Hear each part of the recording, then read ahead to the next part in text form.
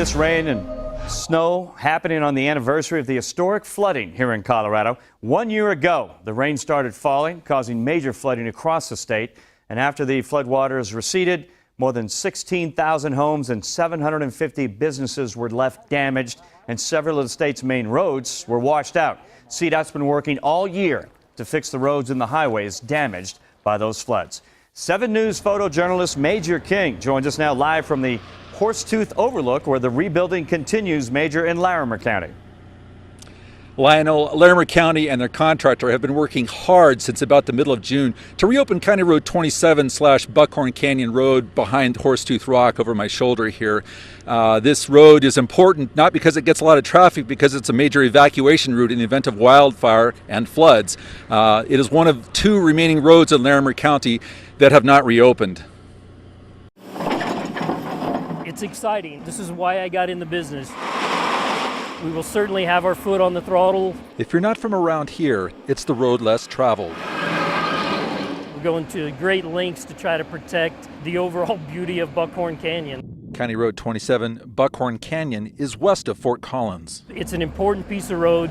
So important because it serves as an evacuation route. No one can forget the High Park fire of 2012. With this road being closed, the detour around is almost 50 miles.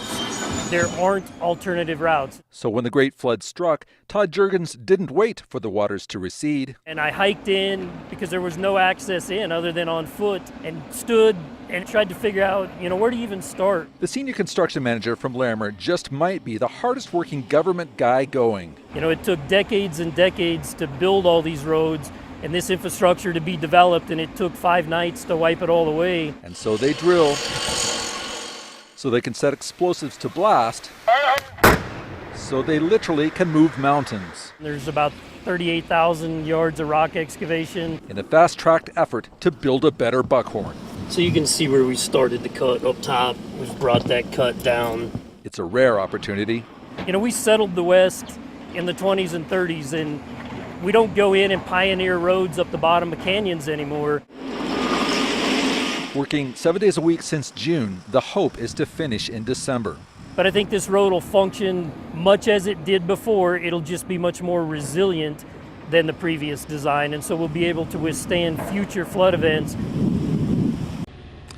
Now this is a $15 million project. There's 3 bridge replacements, 1 bridge repair, 4 concrete box culverts, and about 8,500 lineal feet of roadway being constructed through what is known as the Narrows. They're really trying to get this done by December 6th. I'm sure it's weather dependent. If you'd like to help out, there's an event for Glen Haven residents tomorrow night at Estes Park at the Estes Park Events Center. That's at the Stanley Park Fairgrounds. Starts at 5 o'clock. There's food, live music, a live auction, and there's a guy, Brad Fitch, who's legendary up there in Estes Park. He's a John Denver look-alike and sound-alike. And I'll tell you what, if you like John Denver, and if you live in Colorado, Lionel, you gotta like John Denver. You should go to this event tomorrow night in Estes Park at 5 o'clock to benefit Glen Haven residents.